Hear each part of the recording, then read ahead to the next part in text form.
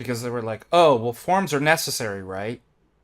And so they, again, when it comes to questions of grounding knowledge, justifying knowledge and grounding logical categories, they'll just be like, well, why do you need to go further? These things are necessary. First of all, I just say, okay, but it's an intentional world or accidental. So what is necessary? Couldn't be otherwise. Well, first of all, that's wrong. So they think they can just stop at the Platonic forms, or in this case, it was Aristotelian forms. Yeah, but what explains them? What's the...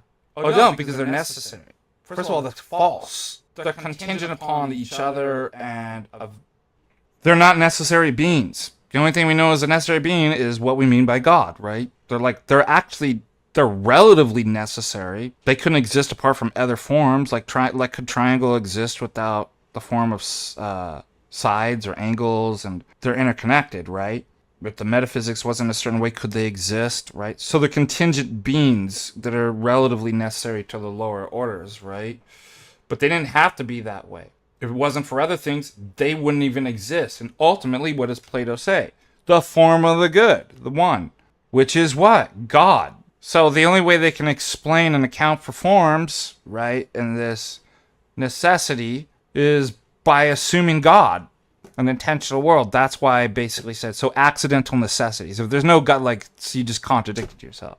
And if you appeal to necessity, a necessary being that isn't contingent, then you just assume God.